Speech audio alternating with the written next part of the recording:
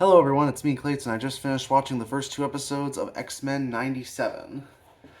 Now, the X-Men 90s series is basically one of the most beloved Marvel cartoons of all time, taking what seemed like a group of heroes that nowadays would be considered absolute icons, and at the time it was actually considered kind of risky to give them a series to call their own back in the 1990s when the comics were just starting to pick up steam with Chris Claremont's new team, and after a lot of people were not exactly in the superhero craze that we were in throughout the 2010s and the 2020s.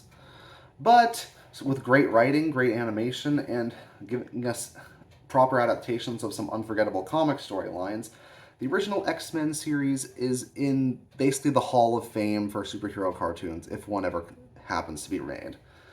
So naturally, a follow-up like this was going to have a big order to do. It had a tall order to handle. So does it manage to live up to the original? Well, so far it actually does look fairly promising. Let's get to the story, shall we? The story follows the death of Charles Xavier, where Cyclops and Jean Grey have to worry about whether or not they should continue working with the team while Jean's pregnant and about to have her baby. Especially considering that everything that's left to the X-Men is now belongs to Magneto, who still has to answer for his crimes against humanity that he did in the original series. Crimes that some would say are too numerous to mention. But with mutant bigotry still loose, with the Friends of Humanity group getting their hands on Sentinel technology, and with a new villain named the Executioner showing up, who has the ability to remove mutant powers permanently, it seems that Magneto has to be pulled in several different directions. He has to acknowledge Charles Xavier's dream and parts of it that actually end up working, and he has to ultimately try to lead the X-Men team the best way he can while also reconciling with the awful things he did in the past with the Brotherhood of Mutants.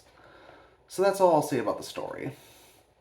The story here actually does feel like a proper continuation of the original series, and I really don't have a problem with most of the animation.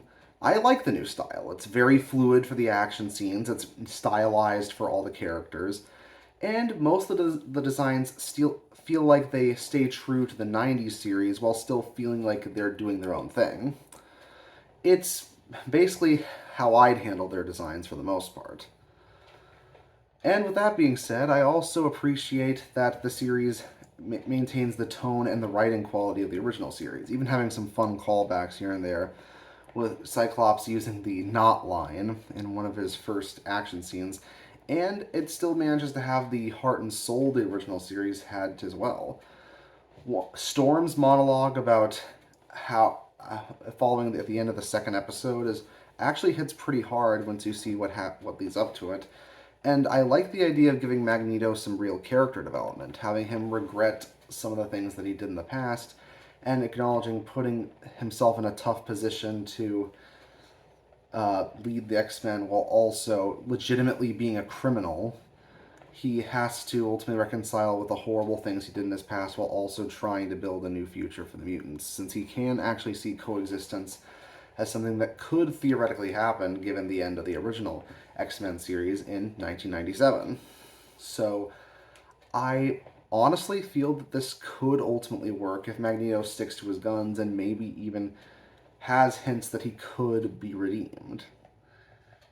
But they'll have to handle it very carefully in order for it to even work. I've seen some redemption stories that really crash and burn with if the writing doesn't work out.